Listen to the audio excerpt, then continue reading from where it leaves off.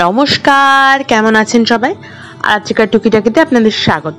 আজকে রবিবার, সকালবেলায় রান্না শুরু করার আগেই দেখলাম কাজের দিদি কিন্তু লেট। আর এই লেটের চক্করে আমি নিজেই সমস্ত বাসনকুসনগুলোকে ধুয়ে নিয়েছিলাম, যার ফলে আমি কিছুতেই ট্রাইপডটা খুঁজে পেলাম না, যার জন্য সকালবেলার যে ভিডিওটা সেটা যথেষ্ট জার্কি টাইপ হয়েছে, কারণ আমি এক হাতে ফোন ধরেছি আর এক হাতে রান্না করেছি। এটা যে কতটা ডিফিকাল্ট কাজ, যেটা যারা ট্রাইপড ছাড়া কাজ করে তারা বুঝতে পারবে। তো বাজারে একটুখানি নিম পাতা পেয়েছিলাম, তো নিম পাতাটা বেগুন দিয়ে বেশ নিম বেগুন টাইপ করব, আর একটু পেঁপের তরকারি, একটু মাছের ঝোল। আর সন্ধ্যাবেলা যাব একটু হোমিওপ্যাথি সেন্টারে। আসলে দুদিন আগে মায়ের মাছ খেতে গিয়ে গলায় কাঁটা বিঁধেছে, সে কাঁটা আর নাবে না। বাড়িতে একটা হোমিওপ্যাথি ওষুধ ছিল বটে, কিন্তু সে ওষুধে দেখছি সেরকম কোনো কাজ হচ্ছে না, যার ফলে যেতেই হবে। তো দেখা যাক, আপাতত বলে নিয়ে আসবো ওষুধ, কারণ মাসের একদম শেষ। যদি না নাবে তখন ডক্টর কনসাল্ট করব। নর্মালি তো নেবে যায়। অনেকেই তেতো খেতে পছন্দ করে না, আমি কিন্তু তেতো খেতে পছন্দ করি। আমার বাড়িতে সবাই তেতো খাবারটা খায় এবং তেতো খেতে কিন্তু আমি ছোট থেকেই পছন্দ করি। তার জন্য নিম বেগুন বা উচ্ছে এগুলো খেতে আমার খুব একটা প্রবলেম হয় না। কিন্তু হ্যাঁ, আমি কখনো ওই আলু সেদ্ধ দিয়ে নিম দিয়ে খাইনি। অনেককে দেখেছি নিম আলু সেদ্ধ মেখে খেতে। এটা যদি টেস্টি হয় অবশ্যই খাবো। যারা আমার ভিডিওগুলো দেখছেন তারা কখনো নিম আলু সিদ্ধ দিয়ে মেখে খেয়েছেন, একটু আমাকে জানাবেন তো। আর যদি সেটা খাওয়া হয় ঠিক কী প্রসেসে খাওয়া হয় সেটা আমাকে একটুখানি জানাবেন। আর এই গরমে তো নয় টক নাহলে তেতো, এছাড়া তো মানে খাবার দাবারের কোনো ভরসাই হচ্ছে না। আর সমস্ত বেশিরভাগ সময়ই চেষ্টা করা হচ্ছে যাতে একটু কম তেলে খাবার খাওয়া যায়, কারণ মানে যতটা ঘাম শরীরে হচ্ছে তার থেকেও বেশি হয়তো শুকিয়ে যাচ্ছে, তার জন্য শরীর বড্ড বেশি ডিহাইড্রেট হচ্ছে। আমি কিন্তু আমার মায়ের থেকে এই নিম বেগুনটা শিখেছি, যে নিমটাকে আগে শুকনো খোলায় ভালো করে ভেজে নিতে হবে, তারপরে বেগুনটাকে ভালো করে তেল চপচপে করে ভেজে তারপর নিমটা দিয়ে বেগুনটা দিয়ে চিনি দিয়ে নুন দিয়ে মিক্স করতে। আপনারা যদি অন্য কোনো টেকনিকে শিখে থাকেন সেটা কিন্তু আমাকে অবশ্যই জানাবেন। এই নিম বেগুনটা আমি যদিও আমার মা এখানে এসে অর্থাৎ মধ্যমগ্রামে এসেই শিখেছিল। এটা একদম অন্য টেকনিকের একটা নিম বেগুন, যথেষ্ট সুন্দর লাগে খেতে। আমি নিম বেগুন খাই, কিন্তু ওই পেঁপে টেপে আমার ঠিক পছন্দ না। ওই জন্য আমি মানে মা যখন পেঁপে রান্না করতো তখন আমি কখনোই খেতাম না, কারণ আমার না পেঁপেটা কেমন তিতকুটে টাইপের মনে হতো। কিন্তু নিজে যখন রান্না শুরু করলাম এবং এক্সপেরিমেন্ট শুরু করলাম রান্নার বিষয়ে, কারণ আমি তো প্রত্যেকটা বিষয়ে একটু এক্সপেরিমেন্ট করি, তখন দেখলাম যে পেঁপেতে যদি সামান্য একটু দুধ দিয়ে দেওয়া হয় তাহলে কিন্তু পেঁপের যে তিতকুটে ভাবটা সেটা খুব একটা লাগে না। তো তারপর থেকে আমি কিন্তু এই যখনই নিরামিষ পেঁপে রান্না হয় পেঁয়াজ রসুন ছাড়া, তখন কিন্তু পেঁপেতে একটু দুধ অ্যাড করে দিই। আর এই কাটাপোনা মাছ তো আমার ওয়ান অফ দ্য ফেভারিট মাছের মধ্যে একটা মাছ। আমি সব মাছই খাই, লোটে শুটকি পাকাল বাদ দিয়ে। তেলাপিয়াটা অত ফেভার করি না, কিন্তু কাটাপোনা মাছ আমার সব থেকে ফেভারিট। কাটাপোনা আর চিংড়ি, ইলিশও খাই, ইলিশে কাটা বাছতে আমার কোনো অসুবিধা হয় না। কিন্তু মানে ওই সরি, যাদের হয়তো অনেকেরই শুনতে খারাপ লাগলো যে আমি লোটে শুটকি এগুলো খাই না, কারণ আমি প্রকৃত অর্থে জন্মস্থক ঘটি। আর যার ফলে মা আগে বেশ সুন্দর করে লোটে বানাতো, মাও ঘটি বাবাও ঘটি, কিন্তু দারুণ করে লোটে বানাতো, মানে একদম সেই লঙ্কা বাটা ফাটা দিয়ে একদম লাল মাখো মাখো ঝুরু ঝুরু অল্প একটুখানি হয়ে যেত।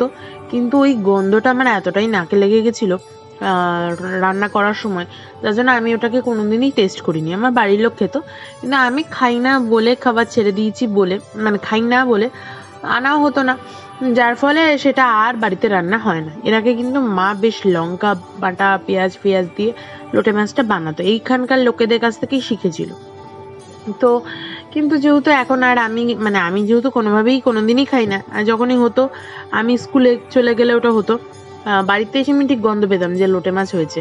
মানে ওটা আমার একটা ম্যানিয়া বলতে পারেন, মেন্টালিটি প্রবলেম বলতে পারেন, জানি না কোনো কারণে আমি লোটে মাছটাকে অ্যাকসেপ্ট করতে পারিনি, শুটকি মাছটাও অ্যাজ তো অ্যাকসেপ্ট করতে পারিনি, এটা আমার প্রবলেম। তাছাড়াও পাকাল মাছটাও আমি খাই না, আর আমার পাঁক পাঁক গন্ধ লাগে। তেলাপিয়াও আমার খুব একটা পছন্দের সাবজেক্ট নয়। বাদ বাকি সব মাছই মোটামুটি খাই। তো কথা বলতে বলতে আমার মাছটা ভাজা হয়ে গেছে, আর এই পেঁপেটাকেও নর্মালি একটু জিরে ফোড়ন দিয়ে এই একটু আদা বাটা, একটু জিরে গুঁড়ো এইসব দিয়ে ভালো করে কষে এই যে দুধটা দিলাম না, এটাতেই পেঁপের পুরো টেস্টটা চেঞ্জ হয়ে যায়। আমি জানি ভিডিওটা ভীষণ জার্কি মনে হচ্ছে, আর একটুখানি সানরাইজে গরম মশলা, ছোটো থেকে সানরাইজ খেয়ে এমন অভ্যেস, পরবর্তী ক্ষেত্রে ক্যাচ বা এভারেস্ট ইউজ করে দেখেছি, কিন্তু এই মনটা না সেই সানরাইজের দিকেই যায়। যেমন ওই মাংস বলছি, যে কোনো ধরনের যদি আমি পোস্ত খাই, ওই জেকে পোস্ত ছাড়া আমি কিছুই খাই না। ব্যাস নামানোর আগে একটু ঘি দিয়ে নিয়েছিলাম, আর একটুখানি অল্প করে পাতলা করে ওই আদা টমেটো বাটা দিয়ে মাছের ঝোল করব, কারণ যত কম তেল দরকার ঠিক এতটুকুই তেল। আমি চাইছি না গরমে বেশি তেল খেয়ে শরীর অসুস্থ করতে। হ্যাঁ, মাছ ভাজতে এমনিতেই প্রচুর তেল চলে যায়, নিম বেগুনটাতে যথেষ্ট তেল গেছে। আর নর্মালি কি বলুন তো, একে তো আমার ভীষণ পরিমাণে অয়েলি স্কিন, অয়েলি হেয়ার, আর এই গরমকালে তেল খেলে, শীতকালে তেল খেলেও পিম্পলস হয়, গরমকালে তেল খেলে ভীষণ পরিমাণে মানে সারা মুখ এত প্যাচ প্যাচ করে যে মনে হয় যেন মুখেই সমস্ত তেলের খনি। সিমিলারলি ওটা কালো হয়ে যায়, মানে মুখটা ড্রাই, মানে ব্ল্যাকই হয়ে যায়। আর আমি যদিও বাড়িতে থাকি বেশিরভাগ সময়, তাও আমি কিন্তু সানস্ক্রিন মাখি না, যদিও এটা স্কিনের পক্ষে খুবই খারাপ, কিন্তু আমার এত পরিমাণে ঘাম হয় যে সানস্ক্রিন কি মাখবো, সব ধুয়ে বেরিয়ে চলে যাবে। আর বলবেন না, এটা আমার খুব মানে বিরক্তর একটা জিনিস। হয়তো অনেকেই আমার মতন আছেন যারা ফিল করতে পারেন যে এত ঘাম হয়, মানে এত পরিমাণে যে আমাদের আর কিছু মাখতে লাগে না, যার ফলে কি হয়, স্কিন হ্যাঁ ভীষণ পরিমাণে হাইড্রেট থাকে, কারণ অয়েলি স্কিন আর প্রচুর জল খায়, স্কিন এমনিই সবসময় হাইড্রেট থাকে, কিন্তু কোনো কিছু যে স্কিনে একটু অ্যাপ্লাই করব সে আর হয়ে ওঠে না। আর তারপরে লাগে আরও গরম যদি সানস্ক্রিন মাখি। তো যাই হোক, সেই জন্য হয়ে ওঠে না। সকালের মেনুটা রান্নাটা হয়ে গেল, দুপুরবেলা একটু খেয়ে দিয়ে বিকালবেলার দিকে যাবো ওই হোমিওপ্যাথি সেন্টারে। আসলে বিষয়টা কি জানেন তো, সন্ধ্যাবেলায় কিন্তু আমাদের এখানে বেশ জমিয়ে হাওয়াটা দেয়। হ্যাঁ, হাওয়াটা না দিলে শরীরটা খুব খারাপ করে, কারণ 41 ডিগ্রি 42 ডিগ্রি টেম্পারেচার, আর আমি থাকি একদম টপ ফ্লোরে, মানে পুরো বিছানা আগুন হয়ে থাকে। এসিতে থাকা যায়, কিন্তু এসি কতক্ষণ চালানো সম্ভব? এই যে এসি চলছে, সন্ধ্যা হয়ে গেছে, বাবা একটু গরমে ঘামছিল, বসে আছে, আইপিএল দেখবে একটু পরে, একজন খাটের ওপরে আর একজন এই যে খাটের নিচে, দুটোকেই আমি আমার এই ছোটো খাটটাতে এই যে বাস্কেটে করে নিয়ে যাই। তো আর কি বলা যাবে, কিছু করার নেই, ওদেরও খুব গরম লাগছে, আমি ভালো করে ফিল করতে পারি। যারা রাস্তায় থাকে যে সারমেয়গুলো, তাদের কি অবস্থা, মানে ওদের তো আরো বেশি কষ্ট। আর এই যে প্রচন্ড লেভেলে আমি কিছু মাখতেই পারি না গরমে। শীতকালে যাও বা একটুখানি হয়তো বিবি ক্রিম বা সিসি ক্রিম ইউজ করব, গরমকালে তো মনে হয় সমস্তটা ধুয়ে বেরিয়ে নিয়ে চলে যাবে। এই যে কি সমস্যা, গরমকালে কোনো অকেশন পড়লে যে কোনোদিন মানে কিরকম ভাবে ড্রেস আপ করবো তার নেই ঠিক, মানে এত ঘাম হয়। ও মাখা না মাখা একই বিষয়, সে কোনো মেকআপ ফিক্সার আমার মনে হয় না কোনো কাজে দেবে।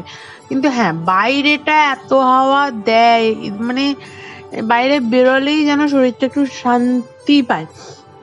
ছাদে গেলেও দেয়, কিন্তু ঘরে কি বলুন তো, প্রথম কথা হচ্ছে আমার বেড়ালগুলোর জন্য সমস্ত জানলা এবং কাঁচ বন্ধ করে রাখতে হয়, কারণ ওরা না ওই পাখি ধরার টেন্ডেন্সি আছে, ওরা তো একটু শিকারি টাইপের হয়, পাখি ধরতে যায়, যার ফলে কি হয় ওই চারতলা থেকে একটা ঝাঁপ দেওয়ার টেন্ডেন্সি থাকে, আর এটা খুব ভয়ের জিনিস, যার ফলে সমস্ত কাঁচগুলোকে বন্ধ করে রাখতে হয়। এটা এক বিষয়। দ্বিতীয়ত হচ্ছে আমার বারান্দার দিকটা, আমাদের এই বড় বেডরুমটা হচ্ছে পশ্চিম দিক, যার ফলে কি হয় পুরো সানসেটটা হয় ঘরের দিকে, আর এই বারান্দা পেরিয়ে এই বড় ঘরটা, যার জন্য ঘরটা না ঠান্ডা হওয়ার খুব একটা উপায় থাকে না, ওই ঘরটা ঠান্ডা হওয়ার যথেষ্ট উপায় থাকে। তো এই ভদ্রলোক না বহুদিন ধরেই এখানে বিক্রি করছেন ঘুগনি, সিঙ্গারা, চিকেন প্যাটিস। তো রাতের বেলা আর বিশেষ কিছু রান্না বান্না করবো না, জলে দেওয়া একটু ভাত আছে, আর এই সিঙ্গারা, চিকেন প্যাটিস, ঘুগনি এসব নিয়ে যাব, আর নিয়ে গিয়ে ভাত দিয়ে জলে দেওয়া ভাত দিয়ে খেয়ে নেবো ভাবে সিদ্ধান্ত নিলাম। যদিও ওই যে বাইরে তেল ঝাল মশলা খাওয়া বা মানে চেষ্টা করছি অ্যাভয়েড করতে, কিন্তু না, এই ভদ্রলোকের অবশ্য নিজেরই বাড়ির যতটুকু রান্না হয় ততটুকু, পাড়ারই লোক আমাদের, সব জায়গায় মানে বিক্রি করে করে বেড়ায়। তো আমি ফার্স্ট টাইম ট্রাই করব ওনার কাছে, কেমন আমি জানি না, আমি সবটাই প্যাকিং করে নিয়ে যাব আর খেয়ে দেখব। নো ডাউটলি মানে অনেক লোক নেয়, বহু লোককেই দেখি, আর উনি কিন্তু ওই সন্ধ্যার দিকেই বেরোন এবং মানে সব বিক্রি হয়েও যায়। তো যার জন্য খুব একটা খারাপ মনে হয় না। এই যে আমি খাচ্ছিলামও, বেশ ভালো। 15 টাকা অনুযায়ী চিকেন প্যাটিসটা ঠিকই আছে, খুব একটা খারাপ নয়, মোটামুটি চলে যাবে। আর ঘুগনি আর সিঙ্গাড়াটা বেশ ভালো খেতে।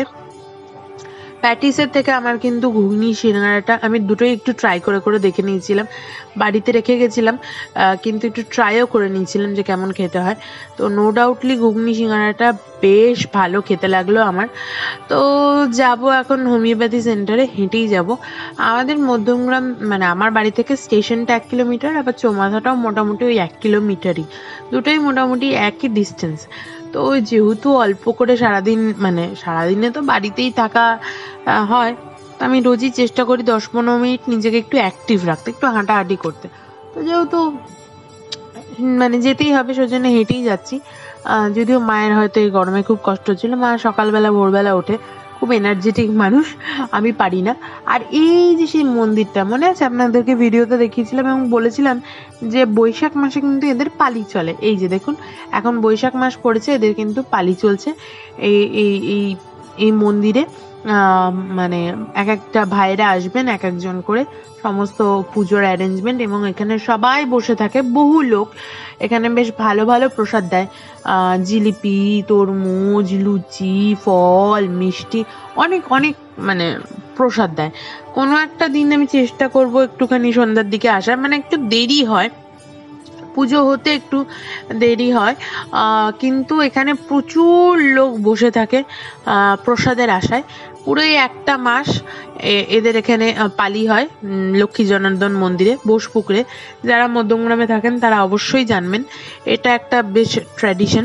তো আমরা ওই মা হোমিওতেই যাব, ওখান থেকে হোমিওপ্যাথি ওষুধটা নিয়ে তারপরে একটুখানি যাব একটা ছোট বালতি কিনতে।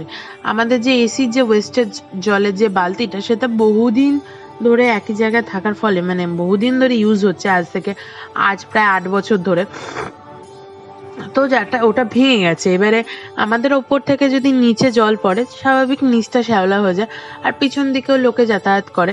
তো আমরা চেষ্টা করি আমাদের মতন করে মেনটেন করার। যদিও এই বিল্ডিং এর লোকেদের কথা কি আর বলবো, সেসব কিছুই বলবো কখনো না কখনো, অন্য একটা দিন সেটা জানতেই পারবেন। তো যাই হোক, আমাদের ওষুধ নেওয়া হয়ে গেছে, এবার আমরা এখানে আইসক্রিম চুজ করছি। মায়ের ওখানে কোনো আইসক্রিম পছন্দ হয়নি, যাই হোক আরেকটা দোকান দেখেছি। আগে এই বালতিটা নিয়ে নিলাম, ওই ছোট্ট একটা বালতি, যাতে ওয়েস্টেজ জলটা রাখা যায়। এবার দোকান থেকে আইসক্রিম নেব। নর্মালি মা আইসক্রিম খায় না, তাও আজকে পছন্দ করেছে, চেয়েছে আইসক্রিম খাবে, সেই জন্য দেওয়া। আর যে কোনো ধরনের স্টিক আইসক্রিম মা পছন্দ করে, তো চেষ্টা করব ম্যাঙ্গোর, কারণ এখন তো গরম পড়েছে, যে কোনো ধরনের ম্যাঙ্গো স্টিক নেওয়ার, এবং বাবার জন্যও নিয়ে যাব। হ্যাঁ জানি নিয়ে যেতে যেতে গলে যাবে, যে নিয়েও নিয়েছি আমি একটা চকলেট, আর মায়ের জন্য একটা ম্যাঙ্গো আইসক্রিম। যাই হোক, এবার বাড়ির দিকে হাঁটা মারি, অনেক রাত হলো, গিয়ে খাওয়া দাওয়া করতে হবে। রাস্তায় যেতে যেতেই আইসক্রিম খেতে শুরু করে দিয়েছি। আমার মতন কারা আপনারা রাস্তায় যেতে যেতে আইসক্রিম খান, সেটা অবশ্যই কমেন্ট করে জানাবেন। আর হ্যাঁ, প্লিজ প্লিজ প্লিজ ভিডিও ভালো লাগলে লাইক, শেয়ার, কমেন্ট, সাবস্ক্রাইব করবেন। প্রচুর প্রচুর প্রচুর প্রচুর পরিমাণে শেয়ার করুন, যাতে আমি হাইপটা পাই। আপনাদের কাছে এই রিকোয়েস্টটা আমি আবারও বারবার করছি। আপনারা অনেকেই আমার ভিডিও দেখছেন, তার জন্য অনেক অনেক অনেক ধন্যবাদ।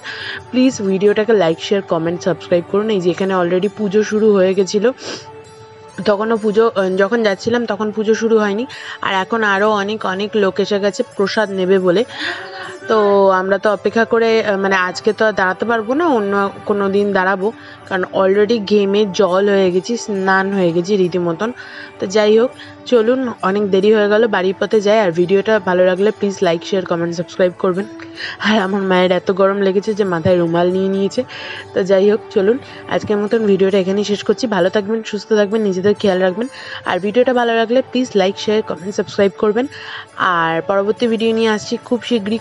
শীঘ্রই আমি আমার রিসাইটেশন আর অন্যান্য আরও অনেক কিছু আপনাদের সামনে নিয়ে আসবো। আজকের মতন ভিডিওটা এখানেই শেষ করলাম। ভালো থাকবেন, সুস্থ থাকবেন, নিজেদের খেয়াল রাখবেন। টাটা।